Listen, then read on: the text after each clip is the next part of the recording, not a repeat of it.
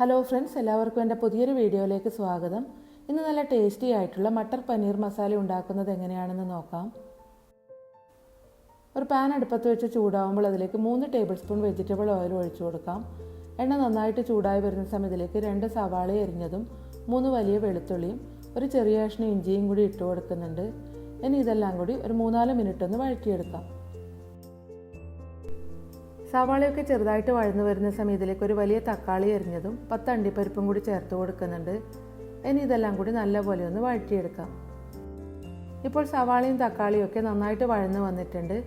ഇനി ഇത് അടുപ്പത്തിൽ നിന്ന് മാറ്റി നല്ലപോലെ തണുത്തതിന് ശേഷം ഒരു മിക്സിയുടെ ജാറിലേക്കിട്ട് നല്ല പേസ്റ്റ് പോലെ ഒന്ന് അരച്ചെടുക്കാം. ഇനി കറി ഉണ്ടാക്കുന്നത് എങ്ങനെയാണെന്ന് നോക്കാം. ഒരു പാൻ അടുപ്പത്ത് വെച്ച് ചൂടാവുമ്പോൾ അതിലേക്ക് 2.5 ടേബിൾ സ്പൂൺ വെജിറ്റബിൾ ഓയിൽ ഒഴിച്ചു കൊടുക്കാം. പിന്നെ ഈ വെജിറ്റബിൾ ഓയിലിന് പകരമായിട്ട് ബട്ടർ ചേർത്ത് കൊടുത്താലും മതിയാവും. എണ്ണ നന്നായിട്ട് ചൂടായി വരുന്ന സമയത്തിലേക്ക് ഒരു 1/4 ടീസ്പൂൺ ജീരകം, ഒരു ചെറിയ കഷ്ണം കറുവാപ്പട്ട, 3 ഏലക്ക, പിന്നെ 3 ഗ്രാമ്പൂവും കൂടി ചേർത്ത് കൊടുക്കുന്നുണ്ട്. ഇനി ഇതെല്ലാം കൂടി നല്ലപോലെ ഒന്ന് മിക്സ് ചെയ്ത് കൊടുക്കാം. സ്പൈസസ് ഒക്കെ നന്നായിട്ട് മൂത്ത് വരുന്ന സമയത്തിലേക്ക് 3 പച്ചമുളക് കട്ട് ചെയ്തത് കൂടി ഇട്ട് കൊടുക്കുന്നുണ്ട്. പിന്നെ ഇതിലേക്ക് 1.5 ടീസ്പൂൺ മല്ലിപ്പൊടിയും ഒരു 1/4 ടീസ്പൂൺ മഞ്ഞൾപ്പൊടിയും 1 ടേബിൾ സ്പൂൺ കാശ്മീരി മുളക് പൊടിയും പിന്നെ ഒരു 1/2 ടീസ്പൂൺ ഗരം മസാല പൊടിയും കൂടി ചേർത്ത് കൊടുക്കുന്നുണ്ട്. ഇനി പൊടികളുടെ പച്ചമണമൊക്കെ മാറി വരുന്നത് വരെ ഒന്ന് വഴറ്റിയെടുക്കാം. പൊടികളൊക്കെ നന്നായിട്ട് മൂത്ത് വരുന്ന സമയത്തിലേക്ക് അരച്ച് വെച്ചിട്ടുള്ള മസാല കൂടി ചേർത്ത് കൊടുക്കുന്നുണ്ട്. ഇനി ഇതെല്ലാം കൂടി ഒന്ന് ഇളക്കി യോജിപ്പിച്ച് കൊടുക്കാം. പിന്നെ ഈ മസാലയൊക്കെ നല്ലപോലെ മൂത്ത് നന്നായിട്ട് എണ്ണയൊക്കെ തെളിഞ്ഞ് വരുന്നത് വരെ ഒന്ന് വഴറ്റിയെടുക്കാം. അതുപോലെ തന്നെ ഇത് അടിയിലൊന്നും പിടിക്കാതിരിക്കുന്നതിന് വേണ്ടി ഇടയ്ക്കിടെ ഇളക്കി കൊടുത്തുകൊണ്ടിരിക്കുകയും വേണം. ഇപ്പോൾ മസാലയുടെ കളറൊക്കെ ചെറുതായിട്ട് മാറി വരാൻ തുടങ്ങിയിട്ടുണ്ട്. പിന്നെ നമ്മൾ ഈ മസാലയൊക്കെ എണ്ണയിൽ ഇതുപോലെ നന്നായിട്ട് വഴറ്റിയെടുത്ത് ഈ കറി ഉണ്ടാക്കുന്നത് കൊണ്ട് തന്നെ ഇതിന് പ്രത്യേക ഒരു ടേസ്റ്റ് ആയിരിക്കും.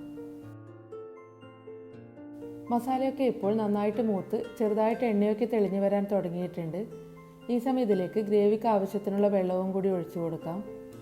ഞാനിതിലേക്ക് 1.5 ഗ്ലാസ് നല്ല ചൂടുള്ള വെള്ളമാണ് ഒഴിച്ചു കൊടുക്കുന്നത്. ഇനി ഇതെല്ലാം കൂടി നന്നായിട്ടൊന്ന് ഇളക്കി യോജിപ്പിച്ച് കൊടുക്കാം. അപ്പോൾ നിങ്ങൾക്ക് എത്രയാണോ ഗ്രേവി വേണ്ടത് അതിനനുസരിച്ചിട്ട് വെള്ളം ഒഴിച്ചു കൊടുത്താൽ മതിയാവും. അപ്പോൾ ഇത് നല്ല കുറുകിയിട്ടുള്ള ഒരു കറിയാണ്, ഒരുപാട് ലൂസാക്കി എടുക്കേണ്ട ആവശ്യമില്ല. ഇനി ഇതിലേക്ക് ആവശ്യത്തിനുള്ള ഉപ്പ് ചേർത്ത് കൊടുക്കാം. പിന്നെ ഇതിലേക്ക് 1 കപ്പ് ഗ്രീൻ പീസും 250 ഗ്രാം പനീറും കൂടി ചേർത്ത് കൊടുക്കുന്നുണ്ട്. ഞാനിവിടെ ഫ്രോസൺ ഗ്രീൻ പീസാണ് എടുത്തിട്ടുള്ളത്. അപ്പോൾ ഇതിനധികം വേവൊന്നുമില്ല. അപ്പോൾ നമ്മൾ ഫ്രഷ് ഗ്രീൻ പീസാണ് ഉപയോഗിക്കുന്നതെങ്കിൽ ആദ്യം ഗ്രീൻ പീസ് ഇട്ട് ഒരു 3-4 മിനിറ്റ് കുക്ക് ചെയ്തതിന് ശേഷം പനീർ ചേർത്ത് കൊടുത്താൽ മതിയാവും. ഇനി ഇതെല്ലാം കൂടി നന്നായിട്ടൊന്ന് ഇളക്കി യോജിപ്പിച്ചതിന് ശേഷം അടച്ചു വെച്ച് ഒരു 8-10 മിനിറ്റ് ഒന്ന് കുക്ക് ചെയ്യാം. ഇപ്പോൾ ഒരു 8 മിനിറ്റ് കഴിഞ്ഞിട്ടുണ്ട്. കറി നല്ലപോലെ തിളച്ച് ചെറുതായിട്ട് എണ്ണയൊക്കെ തെളിഞ്ഞു വരാൻ തുടങ്ങിയിട്ടുണ്ട്. ഇനി ഇതെല്ലാം കൂടി ഒന്ന് ഇളക്കി യോജിപ്പിച്ച് കൊടുക്കാം. പിന്നെ ഇതിലേക്ക് ഒരു ചെറിയ പിടി മല്ലിയില എരിഞ്ഞതും 1 ടീസ്പൂൺ കസൂരി മേത്തി പൊടിച്ചതും കൂടി ചേർത്ത് കൊടുക്കുന്നുണ്ട്. ഇനി ഇതെല്ലാം കൂടി നന്നായിട്ടൊന്ന് മിക്സ് ചെയ്ത് കൊടുക്കാം. പിന്നെ നിങ്ങൾക്ക് ഈ കറി നല്ലപോലെ കുറുകിയിട്ടാണ് വേണ്ടതെങ്കിൽ 1-2 മിനിറ്റ് കൂടി നന്നായിട്ടൊന്ന് വറ്റിച്ചെടുത്താൽ മതിയാവും. മല്ലിയിലയൊക്കെ ചേർത്തതിന് ശേഷം കറി നല്ലപോലെ തിളച്ച് വരാൻ തുടങ്ങിയിട്ടുണ്ട്. ഈ സമയം ഞാനിതിലേക്ക് ഒരു 3 ടേബിൾ സ്പൂൺ ഫ്രഷ് ക്രീം കൂടി ചേർത്ത് കൊടുക്കുന്നുണ്ട്. ഇനി ഇതെല്ലാം കൂടി നന്നായിട്ടൊന്ന് ഇളക്കി യോജിപ്പിച്ചതിന് ശേഷം അടുപ്പത്ത് നിന്നും മാറ്റി വെക്കാം. പിന്നെ ഈ ഫ്രഷ് ക്രീം ചേർത്ത് കൊടുക്കണമെന്ന് ഒരു നിർബന്ധവുമില്ല, നിങ്ങളുടെ കയ്യിൽ ഉണ്ടെങ്കിൽ മാത്രം ചേർത്ത് കൊടുത്താൽ മതിയാവും. ഈ ക്രീമൊന്നും ചേർത്ത് കൊടുക്കാതെ തന്നെ ഈ കറിക്ക് നല്ലൊരു ടേസ്റ്റാണ്. ഇപ്പോൾ നല്ല ടേസ്റ്റി ആയിട്ടുള്ള മട്ടർ പനീർ മസാല ഇവിടെ റെഡി ആയിട്ടുണ്ട്. ഇത് ചപ്പാത്തിയുടെയും പൊറാട്ടയുടെയും നാനിൻ്റെയും റൈസിൻ്റെയും ഒക്കെ കൂടെ കഴിക്കാൻ നല്ല ടേസ്റ്റാണ്. അപ്പോൾ എല്ലാവർക്കും എൻ്റെ ഇന്നത്തെ വീഡിയോ ഇഷ്ടമായെന്ന് വിചാരിക്കുന്നു. എല്ലാവരും ഇത് വീട്ടിൽ ഉണ്ടാക്കി നോക്കണം. എൻ്റെ വീഡിയോ ഇഷ്ടമായെങ്കിൽ ലൈക്ക് ചെയ്യാനും കമൻറ്റ് ചെയ്യാനും നിങ്ങളുടെ ഫ്രണ്ട്സും ഫാമിലിയൊക്കെ വീഡിയോ ഷെയർ ചെയ്യാനും മറക്കരുത്.